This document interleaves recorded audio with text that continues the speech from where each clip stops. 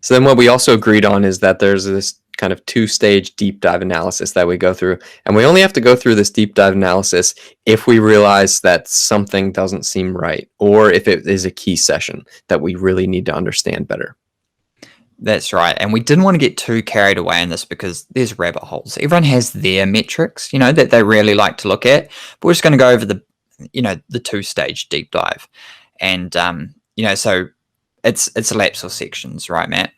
Yeah, so everyone uses different names for these. Yeah. Totally. So you go into Training Peaks and you highlight a section. You could call it a section, or you could automatically push the button on your Garmin, and then it's called a lap within Training Peaks. It's pretty much the same thing, isn't it? Yeah, that's right. It's just it's a section of like high interest, right? So it's an interval, it's a attack in a race, it's a decisive climb.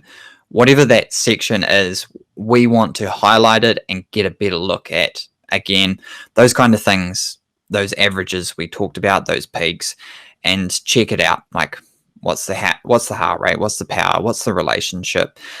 Now, like, you can get carried away. Really, you can. But really, we want to go, what are the demands of the session that we set if it's an interval session? It was 4 minute per K, and that was supposed to be an aerobic threshold session. But then you see their heart rate going from 150 to 180. That's a huge, again, one of those metrics, decoupling ratio. That's huge. That's not an aerobic threshold session. That's well outside the demands. That's definitely something I look at when I'm just grabbing a bunch of data from some individual laps, interval sections, whatever you want to call them, Matt. Yeah, one of the things, like, now that Zwift has gotten so popular, and we can use the workout builder, and we prescribe workouts, and athletes load them to a smart trainer, or they put them on their Garmin, and you go out to the track or on the trails and run to these set workouts. It's really good for us to prescribe these workouts, as we talked about with the zones, but then it makes it super simple for us to analyze them. So because with Zwift, it's controlling the power output. So if we have set intervals that are 300 watts times 5, we can look at that and see how the power changed between each interval, and then also the heart rate. So if the power is not changing at all, then we're looking at just the heart rate, because we know power is exactly what we wanted. Yeah, for sure. And from that, we can go into the second stage, which is like how the athlete actually performed within this session or this race. We know thresholds. We would have tested them. We would have known their zones.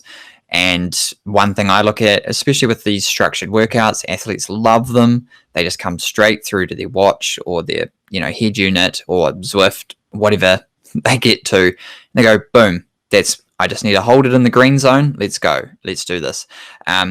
Sometimes you may incorrectly have calculated their abilities, around threshold or their actual threshold, and they start to, run or ride well below that. They're really struggling to hold it. You can see it in their heart rates, or they're just too easy. The heart rate's 130, 140, and it should be upper sort of zone 3, zone 4.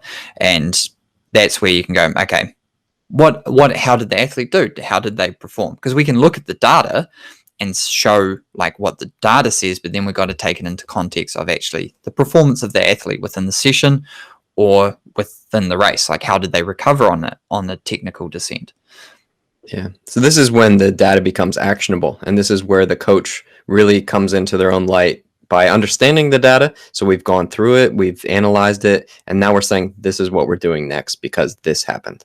So we can give the athlete our reasons for it because we can show them in the data, and then our actions after that determine what happens later on in the season or later on in the week or block, and that's what the coach's job.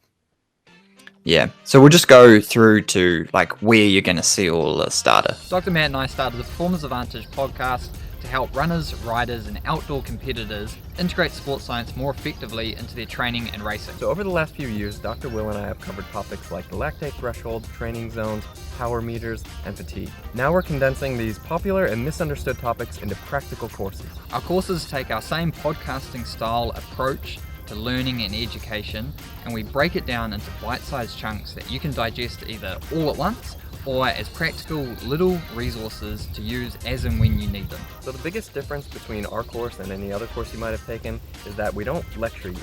It's a conversation between Will and I, and we're explaining complex sports science principles in an easy to understand manner.